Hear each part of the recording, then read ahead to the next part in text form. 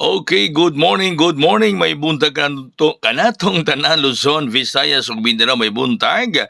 Welcome diri sa atong tulumanon sa Kuya Koy Loto Vlog, Agosto 22, 2025. Kumusta ang tanan karong buntaga? Kumusta kamo may gala mayong pagpahimutang? Ni ining kabuntagon adlaw nga Sabado sa 22, okay? Ang atong resulta kagabi, agoy ni balik man ang atong nadagaan 018. Sayang nga, wag yun gi 016. Wala gi 013. Ang 3 yun, kaya gisrado, gihimong 8. Wapod gi 918 ko ya, wala gi 718. Puro gihapon ta slide. Pero, no, daog tagapon sa STL Raman, 031. Maningkamot ta karong adlaw nga makapadaog ko ninyo, labi na sa mga members, para makapil bugma sa akong biyaheng Shaton. Kay mato ko sa Shaton, ugmang adlaw mga higala. Okay, nga to karong bonus, mga kaigsuunan, 925. 925 ang atong bonus, 925. So, umang adlaw na ako sa Shaton, sa itong biyaheng nga Shaton, no? Na ako na umang adlaw tungkol sa imbitasyon nila ni Mr. FD o sa atong mga membro diha sa may lungsod sa Shaton, mga kaigsuunan.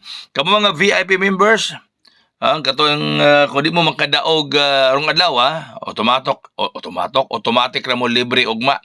Pero mo daog mo ron, abay mo ugmang adlaw sa akong biyaheng Shaton. Okay, ang ato karong hot 325, 325. Hot combination number 3, number 2, number 5. No, ug mga adlaw madto ko sa Shaton tungod kay nakadaog man sila kagapon sa 031 ang ato mga miyembro sa Shaton. So na ako diha ugmang adlaw. So, tanang mga VIP members, kung di mo makadaog ron sa atong ihatag ninyo, free ra mo ugma sa akong biyaheng Shaton. Pero mo daog mo ron, abay mo ugma sa atong biyaheng Shaton. Kaya ito, mato pa mi sa FD. Basta mato kuno ko dito mga higala, medyo init-init yun, kulbaan yun sila. Ang ato karong espesyal, di ara ang espesyal mahigala. 320 ang atong espesyal. Number 3, number 2, number 0. Espesyal mga kaigsuunan. Espesyal 320 mga higala. Mga kuyo ni atong mga numero ron. Samtang ang atong VIP, diara, 892. Pag-aso nirong adlaw,